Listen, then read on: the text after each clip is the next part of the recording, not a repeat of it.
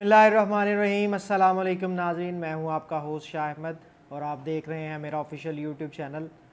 नाज़रीन, आज तालिबान ने उस शहर के ऊपर कब्ज़ा किया, उस सूबे के उस दारुल हुकूमत के ऊपर कब्ज़ा किया जिसके बारे में गनी हुकूमत अशरफ गनी दावा करता था कि इसकी सिक्योरिटी या इसका सिक्योरिटी जो सर्कल है उसको कोई नहीं ब्रेक कर सकता। नाज़रीन, इस शहर के ऊपर अशरफ गनी ने तकरीबन एक्स्ट्रा डबल सिक्योरिटी जो है अपनी फोर्सेस की वहाँ पर तैनात की हुई थी, लेकिन आज उस शहर के ऊपर भी तालिबान ने अफ़गान फोर्सेस की आंखों में आंखें डालकर उनका मुकाबला करके उनको शिकस्त देते हुए कब्ज़ा कर लिया है और आज का दिन भी अपनी फ़तह के नाम उन्होंने कर लिया है।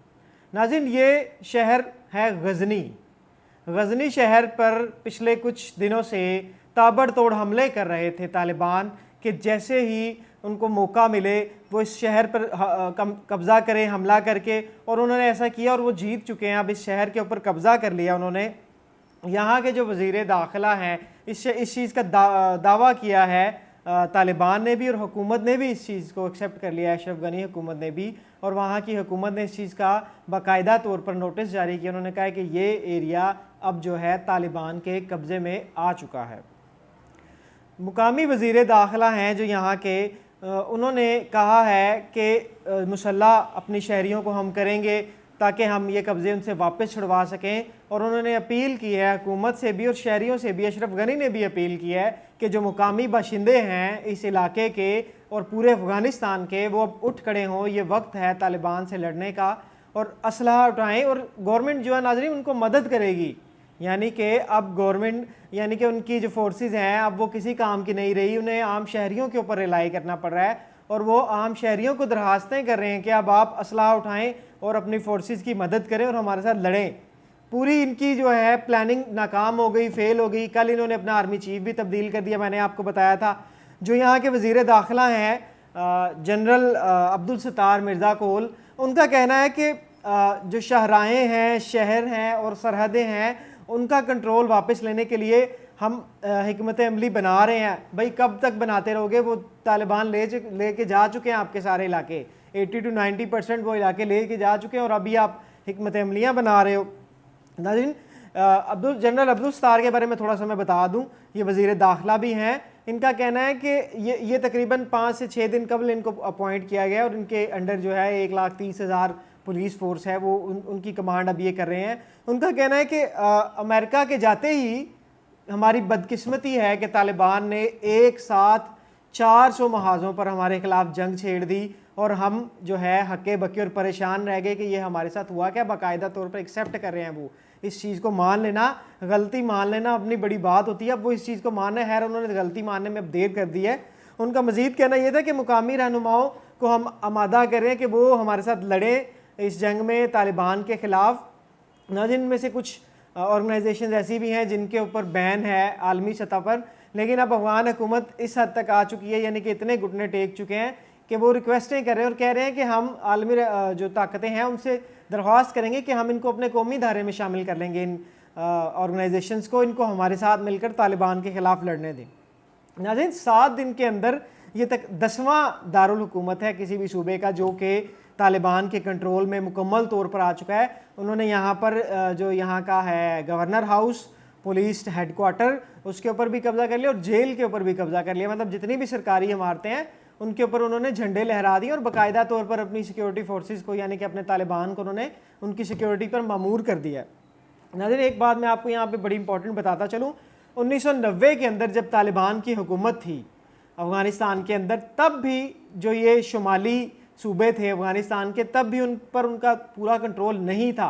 लेकिन हैरानी की बात यह है कि पूरी हुकूमत होने के बावजूद भी तब उनका कंट्रोल नहीं था, और अभी तो वो हुकूमत में नहीं है, वो जंग लड़ रहे हैं और वो शुमाली इलाका जात जितने भी हैं, उनके जितने सूबे हैं, उनके ऊपर ऑलमोस्ट अब तालिबान ने कब्ज़ा कर लिया हुआ है।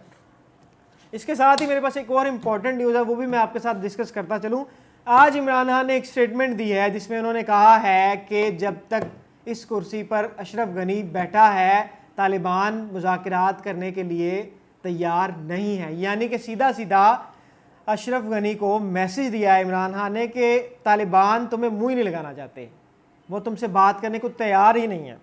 और इस चीज़ के ऊपर और मैं आपको एक और मज़ीद जो है इन्फॉर्मेशन में आपकी इजाफा करता चलूँ कि इस वक्त अभी तक कोई मुज़ाकरात नहीं चल रहे अफ़गान हुकूमत और तालिबान के दरमियान। और अब नाज़रीन, इमरान खान का कहना है कि अब अमेरिका जो है वो पाकिस्तान को दरख्वास्त कर रहा है कि पाकिस्तान तालिबान के ऊपर अपना असर और रसूख इस्तेमाल करे, उनको प्रेशराइज़ करे और अपना गंद जो अमेरिका ने 20 साल से यहाँ पर फैलाया था उसको पाकिस्तान साफ़ करे। जिस पर इमरान खान ने कहा कि हमने तालिबान रहनुमाओं को दरख्वास्त की थी जब वो पाकिस्तान उनका वफ्द आया था, लेकिन वो अपनी मर्ज़ी के मालिक है, हमारा उन पर कोई ज़ोर नहीं है और ना ही पाकिस्तान उनको सपोर्ट कर रहा है। एब्सोल्युटली नॉनसेंस का एक फ़िक्रा कल इमरान खान ने यूज़ किया इंडियन और अफ़गानी प्रोपेगेंडा के ऊपर कि आप लोग पाकिस्तान के ख़िलाफ़ प्रोपेगेंडा कर रहे हैं, इससे बाज रहें वरना आपको इस चीज़ का नुकसान उठाना पड़ेगा इन फ्यूचर। उन्होंने कहा हम तालिबान को कोई सपोर्ट नहीं दे रहे जैसे हमारे ख़िलाफ़ जो साजिशें की जा रही हैं। इसके अलावा नाज़रीन एक और न्यूज़ मेरे पास है। अमेरिकन इंटेलिजेंस ने पेशगोई की है कि आने वाले 30 दिनों के अंदर तालिबान जो हैं काबुल के अंदर दाखिल हो जाएंगे और मुकम्मल तौर पर इसका कंट्रोल हासिल कर लेंगे और 90 दिन के अंदर आने वाले तालिबान अफ़गानिस्तान के अंदर अपनी हुकूमत कायम कर लेंगे। ये मैं नहीं, ये अमेरिकन इंटेलिजेंस इदारा कह रहा है। रॉयटर्स को उनके एक फ़ौजी अफसर ने, उनके पेंटागन के एक अफसर ने इंटरव्यू दिया है, उसमें उन्होंने अपना नाम तो जाहिर नहीं किया। ये रेफरेंस है BBC न्यूज़ पे, आप जाके इस न्यूज़ को पढ़ भी सकते हैं। उन्होंने कहा है कि 30 दिनों के अंदर जिस स्पीड से तालिबान बढ़ते जा रहे हैं, आगे हमले करते जा रहे हैं, अगर इसी स्पीड से वो जारी रहे हमले उनके, तो आने वाले 30 दिनों के अंदर काबुल जो है वो अफ़गान तालिबान के हाथ में होगा और अशरफ गनी को यहाँ से भागना पड़ जाएगा।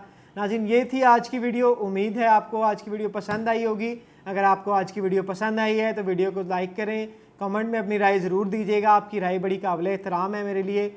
और वीडियो को ज़्यादा से ज़्यादा शेयर करें। मिलते हैं अगली वीडियो में, तब तक के लिए मुझे इजाज़त दीजिए। अल्लाह हाफ़िज़।